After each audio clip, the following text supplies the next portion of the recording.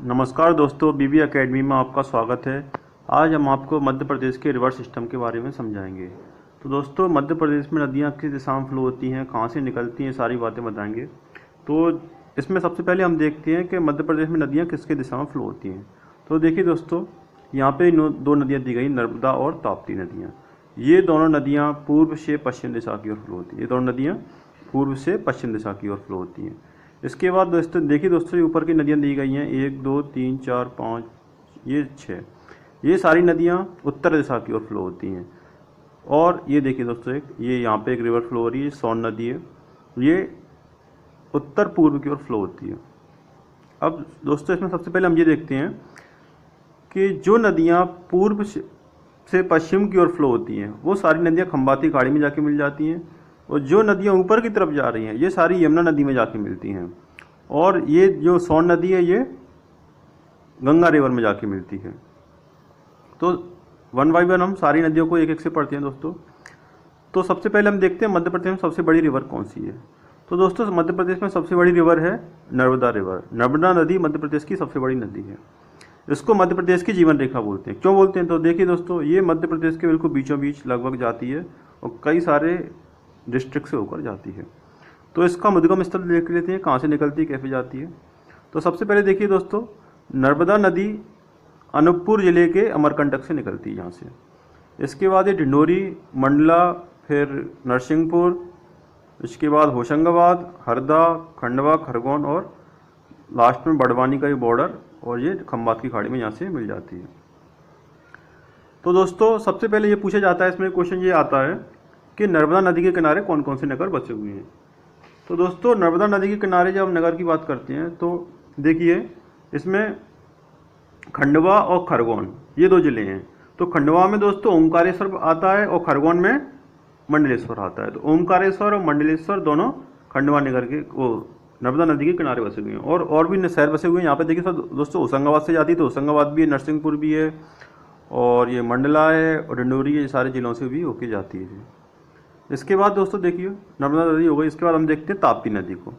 तो ताप्ती नदी में ये निकलती है बैतूल के मुल्ताई से निकलती है, और ये इसके बाद बुरहानपुर होते हुए सीधा खंबात की खाड़ी में जाके मिल जाती है। अब हम दोस्तों देखेंगे जो नदियाँ उत्तर दिशा की ओर फ्लो होती हैं। तो सबसे पहले दोस्तों इसमें आती है अपनी चंबल रिवर आती है। तो चंबल रिवर देखिए, ये काफ़ी इंदौर के मऊ से निकलती है। ये नदी दोस्तों इंदौर के मऊ से निकलती है। इसके बाद उज्जैन, मंदसौर, नीमच, और ये फिर राजस्थान का बॉर्डर टच करती है यहाँ पर। फिर ये सिंगापुर बोल दिया मैंने, श्योपुर, मुरैना और भिंड के होते हुए दोस्तों यमुना नदी में जाके मिल जाती है। तो ये नर्मदा रिवर है, वो मध्य प्रदेश और राजस्थान का बॉर्डर बनाती है। इधर राजस्थान है, उधर मध्य राजस्थान है पूरा, उधर मध्य प्रदेश। तो राजस्थान और मध्य प्रदेश का काफ़ी बॉर्डर टच करती है रिवर। मतलब इसी रिवर से ही बना है मध्य प्रदेश और राजस्थान का बॉर्डर। इसके बाद देखते हैं दोस्तों, नर्मदा के बाद क्षिप्रा नदी। तो क्षिप्रा नदी कहाँ से निकलती है दोस्तों? इंदौर के काकरी बरड़ी से। कहाँ से निकलती है? इंदौर के काकरी बरड़ी से निकलती है।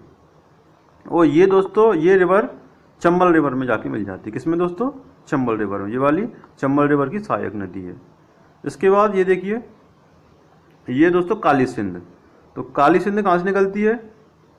ये निकलती है देवास के बागली गांव से। कहाँ पे निकलती है? देवास के, ये देवास है दोस्तों, यहाँ से इसके बागली गांव से निकलती है। और ये श्योपुर, आगर मालवा, और ये होते हुए सीधा चंबल रिवर में जाके मिल जाती है। ये भी दोस्तों किस में मिलती है? चंबल रिवर में। इसके बाद देखिए दोस्तों, सिंध नदी। तो सिंध नदी कहाँ से निकलती है? ये यहाँ से विदिशा पे थोड़ा नीचे गलत बनाती है मैंने, यहाँ विदिशा से निकलती है। विदिशा के सिरोंज गांव से निकलती है। कहाँ से निकलती है दोस्तों? विदिशा के सिरोंज गांव से निकलती है। और फिर ये इसके बाद गुना, शिवपुरी, ग्वालियर और भिंड होते हुए ये कहाँ पे मिल जाती है? ये यमुना नदी में जाके मिल जाती है। तो देखिए दोस्तों, ये दोनों नदियाँ थी क्षिप्रा और काली सिंध, ये चंबल की सहायक नदियाँ, इन दोनों चंबल में जाके मिलती हैं। और इसके बाद जो मैंने सिंध बताई है, ये सीधा किस में जाके मिलती है? यमुना नदी में जाके मिल जाती है, क्योंकि ऊपर से ये यमुना नदी फ्लो हो रही है। इसके बाद देखिए दोस्तों, बेतवा नदी। तो बेतवा नदी कहाँ से निकलती है? रायसेन के कुमरा गांव से निकलती है। कहाँ से निकलती है? रायसेन के कुमरा गांव से निकलती है। और ये इसके बाद भोपाल, विदिशा, रायसेन की, हाँ, इसके बाद अशोकनगर, और ये फिर इसके बाद टीकमगढ़ भी जाती है, टीकमगढ़ से ये सीधा यमुना में मिल जाती है। अब इसमें बेतवा में 2 नगर इंपॉर्टेंट आते हैं जो दोस्तों पूछे जाते हैं कि बेतवा नदी के किनारे कौन कौन से नगर बसे हुए हैं। तो देखिए इसमें 2 इंपॉर्टेंट है, एक तो रायसेन में सांची और दूसरा टीकमगढ़ में ओरछा। यहाँ पे ओरछा है दोस्तों, यहाँ पे सांची है। तो ये दोनों नगर बेतवा नदी के किनारे बसे हुए हैं और बेतवा नदी किस में जाके मिलती है, यमुना नदी में जाके मिल जाती है। इसके बाद देखिए दोस्तों केन नदी। तो केन नदी दोस्तों कहाँ पे निकलती है, केन नदी निकलती है ये जबलपुर से निकलती है यहाँ से, और ये विंध्याचल पर्वत से निकलती है। तो विंध्याचल पर्वत से ये निकलती है, उसके बाद ये दमोह और ये थोड़ा छतरपुर में भी जाती है, इसके बाद सीधा यमुना में जाके मिल जाती है। ये इसका फ्लो चार्ट है। इसके बाद देखिए दोस्तों सोन नदी।